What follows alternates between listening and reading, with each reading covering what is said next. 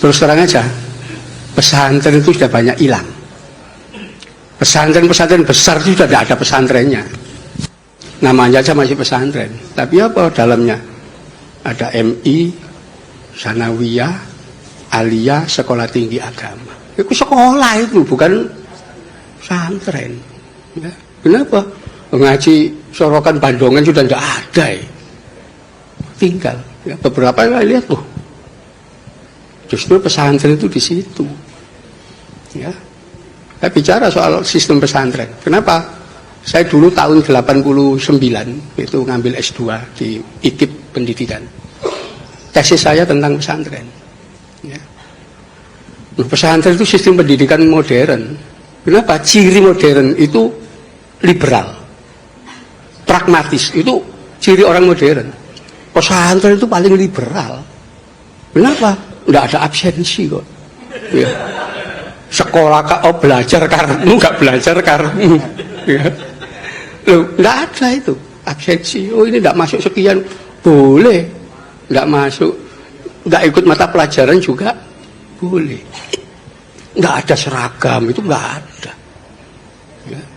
Beda pendapat dengan guru boleh, bahkan disediakan Basul Masail untuk beda pendapat. Di sekolah gak mungkin. Ya, mulai SD sampai S3 itu ya harus manut gurunya. Ya. Begitu mahasiswa gak manut dengan dosennya, gak lulus. Di pesantren boleh. Ya. Dari di situ liberal sebetulnya dan cara berpikirnya pragmatis. Ya.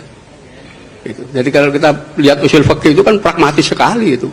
Ya. Penetapan hukum-hukum itu pragmatis. Gitu. Jadi ini orang yang tidak dipahami itu karena tidak paham sistem pendidikan. Kalau paham sistem pendidikan, orang akan mengetahui bahwa pesantren itu jauh lebih baik dibanding schooling system. Itu nanti kita bisa baca polemik kebudayaan. Ya. Di mana tahun 1936 Ki Hajar Dewantoro dan Dr. Sutomo sudah menyatakan sistem pendidikan nasional yang cocok untuk bangsa Indonesia pesantren. Ya. Ternyata saat itu Belanda ketakutan. Loh, pesantren itu selalu berontak ya. Ya. Ini luar biasa ini kalau sampai jadi pendidikan nasional, nggak lama terusir. Ya. Disitulah oleh Belanda dimunculkan pegawainya dia yang dipercaya. Namanya Sultan Takdir Ali Sabana. Ya, dia diangkat menjadi direktur Balai Pustaka, penerbitan percetakan terbesar milik pemerintah Belanda. Disitulah Sultan Takdir menulis tulisan-tulisan bahwa pesantren itu sekolah primitif, ya, yang menolak modernisme dan seterusnya. Di situ muncul pesantren itu tempatnya orang bodoh-bodoh, ya, primitif, tidak maju menolak modern. Dr. Sutomo sekolah itu justru nanti mencetak kuli, mencetak buruh, ya, itu tulisan Dr. Sutomo. Setelah lulus sekolah dengan modal ijazah, dia akan antri mencari kerja jadi buruh, jadi kuli. Keras sekali tulisan Dr. Sutomo itu. Ya. Karena itu beliau itu sekalipun dokter tidak mau jadi dokternya pemerintah, praktek sendiri ke masyarakat. Ya. Luar biasa waktu itu. Terjadilah sampai Sanusi Pane ikut. Ya. Itu mencela juga pandangan Sultan Takdir. Tapi karena Dr. Sutomo mendadak meninggal, nggak tahu kenapa mendadak dalam usia muda meninggal, nggak berlanjut. Ya. Kenapa? Ki Hajar Dewantoro sudah sangat tua. Ya.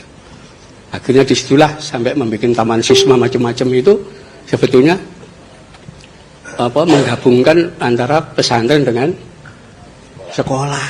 Itu polemik kebudayaan, nggak boleh kita lupakan. Ya. Dan memang kalau kita waktu itu menerima konsep dari Dr. Sutomo dan Ki Hajar Dewantoro menerapkan pesantren sistem, ya kita katakan sistem ya, bukan lembaga, itu Indonesia pasti sudah maju. Kenapa? Karena pertama liberal, orang boleh berpikir beda pendapat dan seterusnya, dan kedua pragmatis.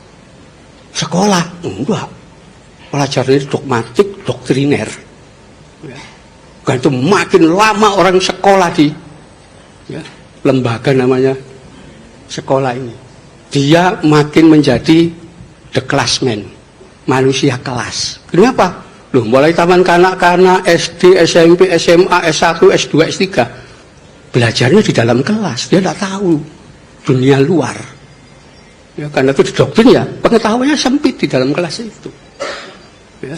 Karena itu kalau kita lihat lulusan-lulusan paling tinggi di sekolah itu akan kelihatan.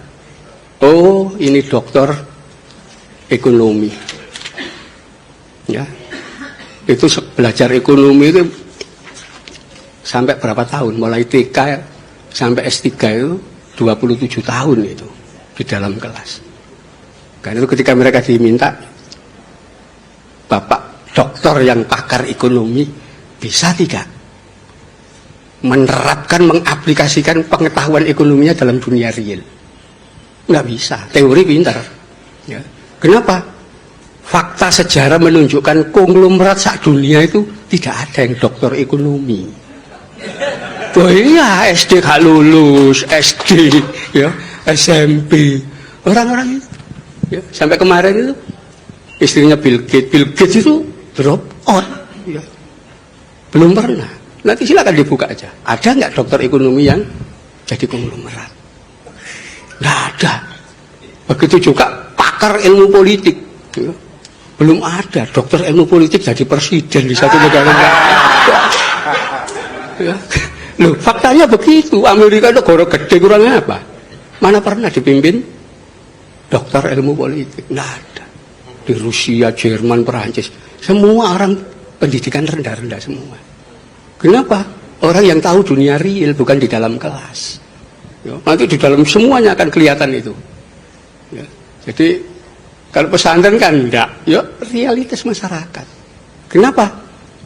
Enggak menggantungkan diri pada ijazah. Wong ijazah sekolah enggak laku, ya. Untuk daftar tentara juga enggak boleh. Daftar polisi juga apa ki pesantren. Enggak dianggap. Ya, tapi itu fakta. Ya.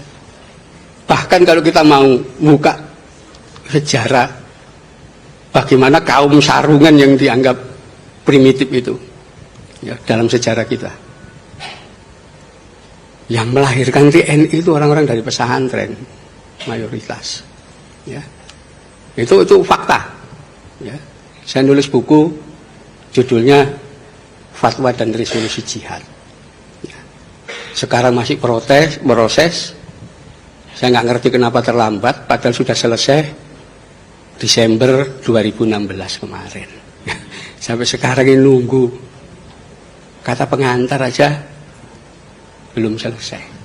Ya, harusnya sudah dibaca semua orang, ya, bahwa yang melahirkan negara ini itu adalah golongan dari pesantren, termasuk yang membidani lahirnya TNI. Anda bisa bayangkan TKR ketika dibentuk, ya, 5 Oktober 1945, tanggal 10 Oktober sudah diumumkan, ya, TKR itu memiliki 10 divisi, ya. 10 divisi, satu divisi isinya 10.000 pasukan, ya, itu terdiri dari 4-5 brigade. Divisi pertama jelas ditulis di situ, dipimpin oleh Kolonel Kiai Haji Samun. Ada Kiai Hajinya di situ, ya, silakan data ini dilihat di Pusat Sejarah ABRI. Loh, ada, ya. Itu divisi kedua Kolonel Kiai Haji Aruji Kartawinata. Ada Kiai Hajinya dihilangi, ya. Komandan Resimen 17 Letnan Kolonel Iskandar Idris. Itu ada semua, ya. Komandan-komandan batalion itu gelarnya kiai-kiai semua. Ya, di Malang itu Kiai Iskandar Sulaiman, mayor, ya. Kiai Abdul Manan Wijaya, ya. Sampai pahlawan di Malang itu ada namanya Hamid Rusdi. Itu ketua Ansor Malang dulu, ya, yang meninggal dalam pertempuran dan jadi pahlawan dia. Ini kenapa hilang dari sejarah gitu loh, ya, itu saya ungkap semua di buku Fatwa dan Resolusi Jihad, ya, bahwa TNI itu salah satu yang membidani adalah dari golongan kaum sarungan dari pesantren. Ya, saya kira itu, ya. Assalamualaikum warahmatullahi wabarakatuh. Waalaikumsalam warahmatullahi wabarakatuh.